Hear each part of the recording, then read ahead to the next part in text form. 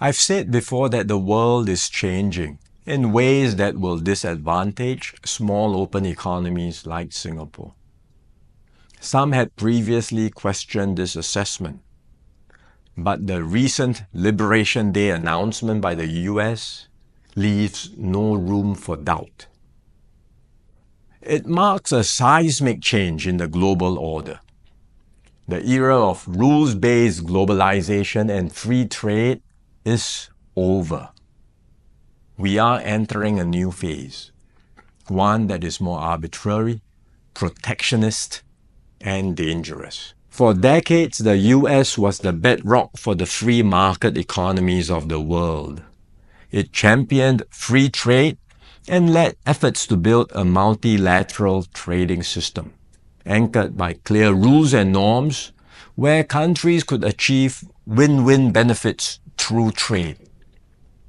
This WTO system brought unprecedented stability and prosperity to the world, and to the US itself. To be clear, the system is not perfect.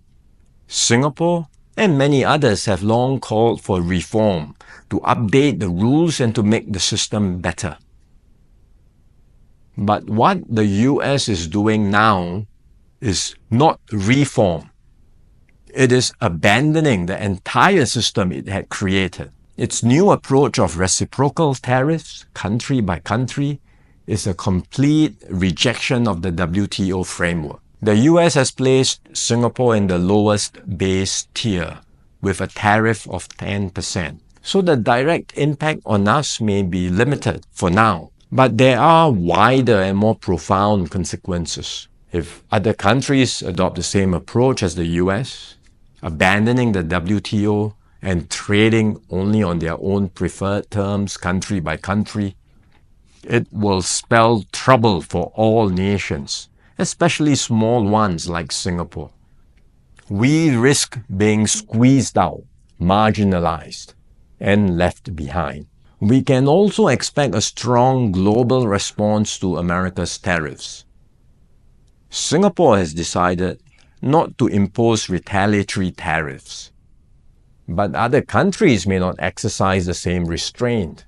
The likelihood of a full-blown global trade war is growing. The impact of the higher tariffs, plus the uncertainty of what other countries may do next, will weigh heavily on the global economy.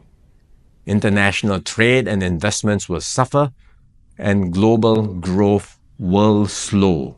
Singapore will take a bigger hit than others because of our heavy reliance on trade.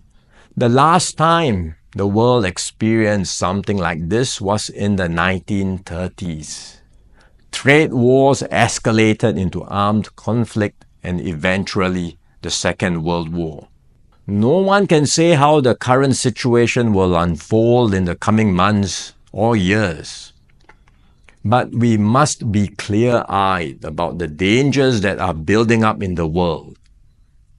Global institutions are getting weaker. International norms are eroding. More and more countries will act based on narrow self-interest and use force or pressure to get their way.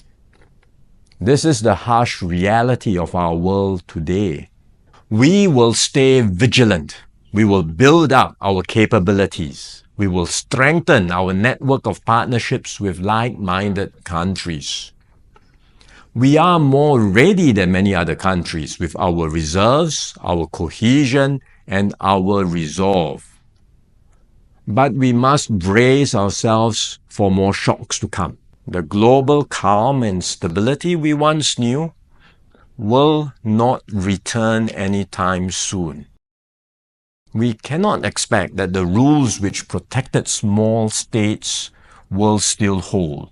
I'm sharing this with you so that we can all be mentally prepared.